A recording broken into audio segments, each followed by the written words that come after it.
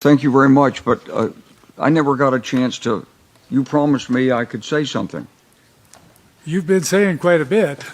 Well, can I just take 2 minutes and say this from my perspective? Do you understand the problem is then nobody is going to be able to cross-examine you? I'm not going to say anything that's cross-examinable. I'm just going to try to put this in perspective, okay? I've mentioned the American Revolution several times. We're in an era in this age right now where there are major forces contending to impact governance. Since World War II, we've tried to establish a rules-based international system. That rules-based international system has worked to some extent. It's been shaky to some extent. And after the fall of the Berlin Wall and the opening of Eastern Europe, Yugoslavia came apart. And the people in Yugoslavia sought the same freedoms that they saw people enjoying elsewhere in the West. This rollback of traditional Habsburg monarchy, Russian monarchy domain is continuing with the war in Ukraine today. And the issue that's here in this trial, and I don't mean to disrespect anybody or the proceedings, because I think the proceedings are important, but there's a line that's crossed somewhere in terms of law and order versus standing up for your individual human rights as a person.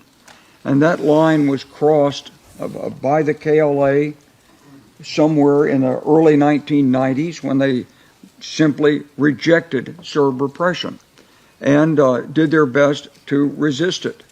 And so at that point, they aren't terrorists, despite the fact that when I went to see the Serb generals, they said they were terrorists. At that point, they're not terrorists. They're fighting against a regime which is an unjust, immoral, illegal regime which deserved to be replaced. Today, the same effort is going on in Ukraine, and it may go on further. And I think this does present profound challenges in jurisprudence. And here you have people fighting for their own freedom. And so somehow the laws and procedures of civilized society have to accommodate the needs of people for their own personal freedom, liberty, and dignity. This is a revolution that started in the United States, and that's why I've referred to it several times.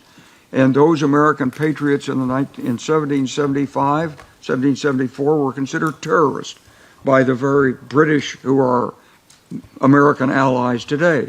And yet America became a great country and forced this in.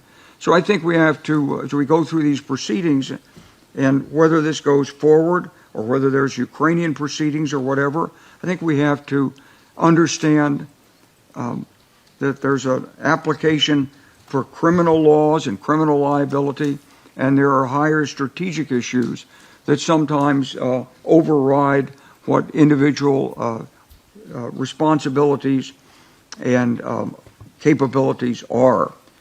So I thank you for letting me explain that. That's my view and how I've looked at this trial. And I stand by my previous conviction that Hashim Thachi is not responsible for what happened there in the sense of individual actions of revenge and violence.